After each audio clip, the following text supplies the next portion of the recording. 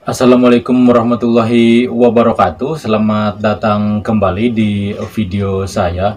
Dan pada kesempatan kali ini saya akan membahas tentang salah satu pertempuran yang sengit yang pernah terjadi di Republik Indonesia. Sebagaimana kita ketahui bahwa selama ini pertempuran yang dianggap cukup heroik dan cukup brutal adalah pertempuran di Surabaya yang terjadi pada tanggal 10 November dan kemudian tanggal tersebut diperingati sebagai Hari Pahlawan. Selain pertempuran di Surabaya, salah satu pertempuran yang cukup besar yang pernah terjadi di Indonesia adalah pertempuran yang terjadi di Sukabumi, tepatnya di daerah Bojong Kokosan. Peristiwa Bojong Kokosan yaitu pertempuran yang dilakukan oleh laskar-laskar pejuang dengan TKR yang kala itu melakukan penghadangan di sepanjang rute yang kurang lebih 81 km mulai dari Cigombong, Bogor sampai dengan Ciranjang di daerah Cianjur. Mari sama-sama kita ikuti pembahasannya.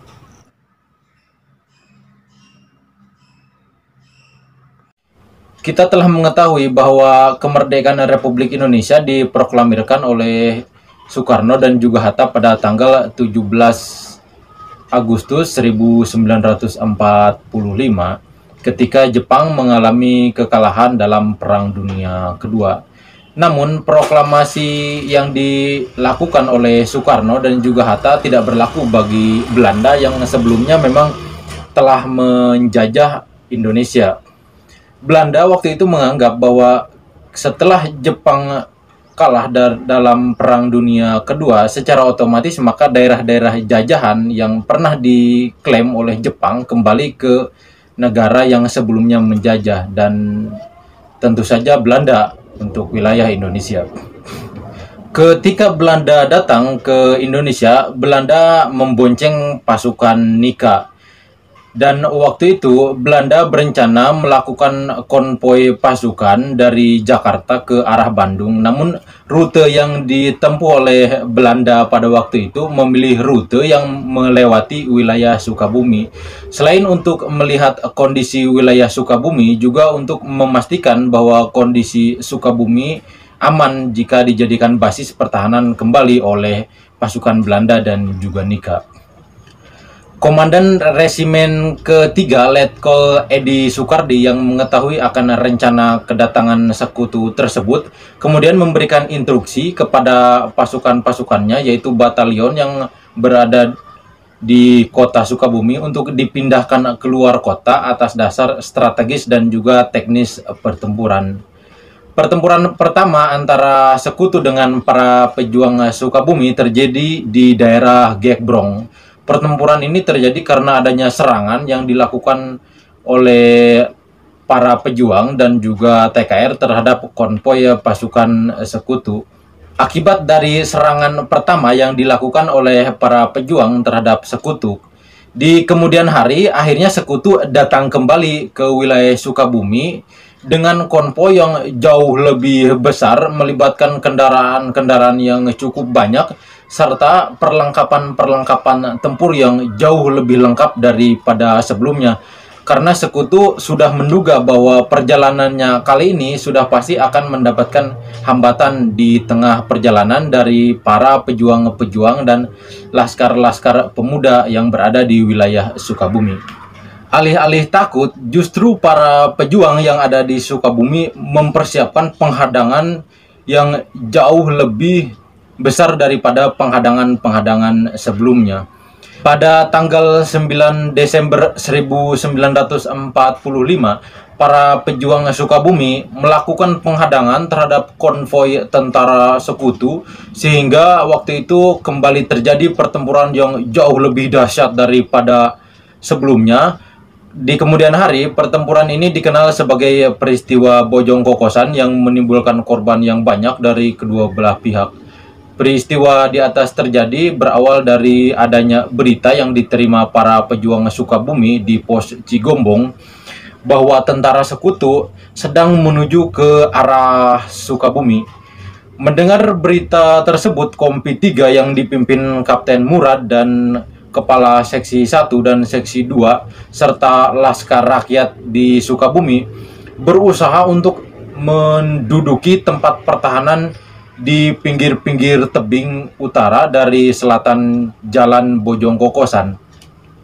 Jadi saudara, kalau Anda melewati daerah Bojong Kokosan, di sana itu ada sebuah jalan yang di sisi kiri dan sisi kanannya itu adalah tebing yang cukup besar, dan di atasnya ada talang air yang melintas. Nah, sejarah mencatat bahwa di tempat itulah titik paling fokus untuk dilakukan penghadangan. Jadi di tebing-tebing tersebut para pejuang memang sengaja membuat lubang-lubang dan ditutupi oleh rerumputan ataupun dedaunan. Jadi ketika Belanda masuk, ini misalkan Belanda, ketika Belanda sekutu masuk, para pejuang dari sisi kanan dan sisi kiri langsung memberondong melakukan tembakan secara membabi buta.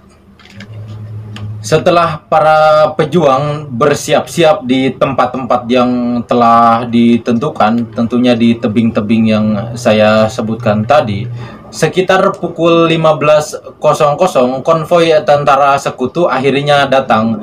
Konvoi ini didahului dengan tank Panzerwagen, 100 truk berisi pasukan Gurkha dan perbekalannya, serta dilindungi 3 pesawat terbang pemburu. Pada saat mendekati Bojong Kokosan, konvoi berhenti karena di tengah jalan waktu itu ada barikade yang memang sengaja dibuat oleh para pejuang Sukabumi. Adanya barikade tersebut tentu membuat tentara sekutu terlihat panik dan segera keluar dari kendaraannya yang ia tumpangi. Kemudian para tentara sekutu berlindung di samping kiri dan kanan kendaraannya dan serta siaga bersiap apabila sewaktu-waktu mendapatkan serangan. Pada saat itulah Kapten Murad, komandan Kompi 3, memberi isyarat dengan tembakan 2 kali, dar-dar gitu begitu ya, sebagai tanda dimulainya penyerangan. Kemudian terjadilah pertempuran yang cukup sengit tadi antara para pejuang, Laskar Rakyat, para pemuda masyarakat dengan TKR. Sumber-sumber menceritakan pertempuran waktu itu terjadi cukup sengit, di mana pasukan sekutu memang dengan pasukannya yang cukup banyak melakukan tembakan pembalasan yang cukup brutal kepada para pejuang yang melakukan penghadangan.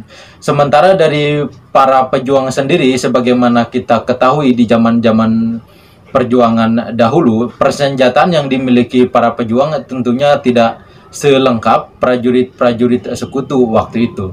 Mereka hanya mengandalkan bambu runcing, granat-granat tangan, itu pun hasil rampasan dari tentara-tentara Jepang, dan juga bom-bom seadanya seperti bom bensin ataupun minyak tanah yang dimasukkan ke dalam botol kemudian dikasih sumbu. Secara perhitungan taktik, pejuang Indonesia waktu itu jauh kalah dibanding para pasukan-pasukan Belanda, baik dari persenjataan maupun dari prajurit-prajuritnya yang terlatih. Karena pertempuran yang berlanjut cukup sengit dan persenjataan yang dimiliki daripada para pejuang terbatas, akhirnya para pejuang mundur ke daerah ke belakang pertempuran, dan pasukan Belanda tentunya dengan sekutu terus merangsek mengejar para pejuang yang mulai berlarian. Dan di saat itulah keajaiban terjadi. Di saat pasukan Indonesia mulai terdesak, tiba-tiba situasi di sekitaran Bojong Kokosan menjadi gelap, menjadi berkabut, dan turun hujan yang begitu lebat. Ada suatu kejadian di mana waktu itu pasukan dari militer Belanda melakukan tembakan mortir. Namun alih-alih mortir tersebut mengenai para pejuang dari Indonesia, malah mortir tersebut mengenai pasukan-pasukan Belanda yang sedang melakukan pengejaran. Pasukan Belanda yang menerima tembakan mortir yang salah sasaran tadi mengira bahwa tembakan tersebut berasal daripada para pejuang. Dikarenakan kabut yang cukup lebat dan tebal pada waktu itu, juga hujan yang turun cukup deras, cukup besar, sehingga memang wilayah Bojong Kokosan waktu itu hampir gelap gulita. Belanda kemudian melakukan tembakan ke arah yang tidak beraturan. Dia tidak tahu lagi di mana posisi para pejuang, di mana posisi para tentara rekan-rekannya sendiri, sehingga banyak pasukan Belanda sendiri yang justru tewas karena terkena tembakan dari rekan-rekannya yang salah sasaran tadi. Dalam situasi yang cukup kacau dan suara tembakan yang terus terjadi di mana-mana, komandan tentara sekutu akhirnya berhasil mengkonsolidasikan pasukannya dan mengetahui lokasi pertahanan dari para pejuang Sukabumi. Tentara sekutu segera menembaki kubu-kubu pertahanan dari para pejuang dengan senjata berat dan tank panzer yang ia miliki. Tanah-tanah tebing yang dijadikan kubu-kubu pertahanan oleh para pejuang pada akhirnya jebol.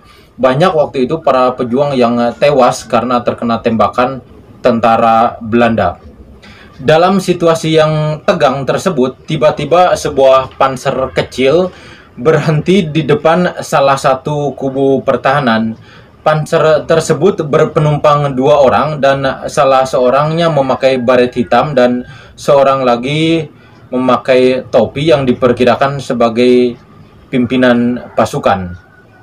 Salah seorang penumpang keluar dari kendaraan dan melihat sekelilingnya. Dia mengira situasi telah aman dan telah terkendali. Dengan santainya kemudian dia menghisap rokok cerutu yang besar. Dia mengira situasi telah aman. Tentara yang berada di tebing mendapat perintah dari komandan seksi 2 agar menembak tentara sekutu yang memakai baret hitam tersebut. Pasukan bersiap-siap membidik sasaran. Setelah dirasa cukup pas, tembakan mengenai sasaran dengan tepat dan tewas di tempat karena dia tidak mempunyai ilmu kebal.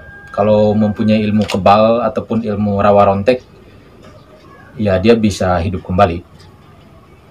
Pasukan TKR yang dipimpin oleh Letnan Kusnadi mundur ke arah Parung Kuda, sedangkan pasukan TKR yang dipimpin oleh Letda Mustar mundur ke arah perkampungan di sekitaran Bojong Kokosan atau sebelah utara dari medan pertempuran. Pada saat hujan reda dan cuaca kembali cerah, terdengar bunyi peluit dari tentara sekutu sebagai tanda pertempuran telah selesai. Pada saat itu, sisa-sisa tentara sekutu yang ada segera naik ke kendaraan sambil membawa rekan-rekannya yang telah menjadi korban. Kemudian tentara sekutu bergerak meninggalkan Bojong Kokosan menuju kota Sukabumi, dan sepanjang perjalanan mereka terus menembaki para penduduk, para warga yang ada di sekitaran jalan Sukabumi. Setelah pertempuran selesai di Bojong Kokosan, satu regu dari TKR kemudian memeriksa bekas pertempuran. Setelah diperiksa, ternyata prajurit-prajurit Indonesia ataupun pasukan dari TKR kehilangan 70 orang prajuritnya, yaitu 28 orang gugur dan 45 orang gugur di sepanjang jalan Bojong Kokosan. Sementara dari tentara sekutu sendiri diperkirakan banyak 50 orang. Pasukan-pasukan sekutu yang terus melakukan perjalanan menuju Sukabumi untuk selanjutnya ke Cianjur, sepanjang perjalanan memang terus mengalami hadangan daripada pejuang. Pertempuran bahkan terus berkobar di sepanjang jalur sampai perbatasan Cianjur seperti di daerah Ungrak, Selakopi, Cikukulu, Situawi, Cisere sampai dengan Degung. Pada saat tentara sekutu tiba di Sukabumi, komandan dari tentara sekutu akhirnya mengajak berunding dengan para pejuang TKR dan juga pemerintah setempat Waktu itu Letkol Edi Sukardi sebagai Komandan Resimen 3 dan juga Wali Kota Sukabumi, tentara sekutu meminta dilakukan gencatan senjata. TKR dan pemerintah setempat menyetujui usul tersebut dan segera menginstruksikan untuk tidak melakukan tembakan-tembakan terhadap prajurit-prajuritnya. Namun seperti cerita-cerita yang lain, pasukan sekutu ini memang selalu ingkar janji. Pada kenyataannya, tentara sekutu sendiri yang bertindak curang dengan tidak mentaati kesepakatan gencatan senjata tersebut. Pada tanggal 10 Desember 1945, tentara sekutu bahkan membombardir Cibadak dari udara dengan pesawat-pesawat tempurnya. Tindakan ini dilakukan sebagai bentuk balas dendam atas banyaknya korban dari pihak sekutu pada pertempuran-pertempuran sebelumnya. Menurut catatan sejarah, pengeboman udara tersebut sebagai serangan udara terbesar setelah Perang Dunia Kedua. Bagi Anda yang berkunjung ke Sukabumi, apabila Anda masuk dari wilayah Bogor, maka Anda akan melewati daerah Bojong Kokosan yang saya bahas tadi. Bahkan bekas-bekasnya pun di sana masih ada, seperti ada mobil dan juga ada tank panzer yang sempat dihancurkan oleh para pejuang. Saya rekomendasikan Anda untuk mampir sejenak di Bojong Kokosan, melihat bekas-bekas sisa-sisa pertempuran di masa lalu. Dan kita akan mengetahui betapa heroiknya, betapa gigihnya para pejuang di masa lalu dalam mempertahankan kemerdekaannya. Sekian dari saya. Apabila ada penyampaian-penyampaian yang kurang tepat, mohon dikoreksi karena saya juga bukan ahli sejarah. Hanya saja saya cukup senang dengan cerita-cerita sejarah. Sampai jumpa di episode berikutnya. Wassalamualaikum warahmatullahi wabarakatuh.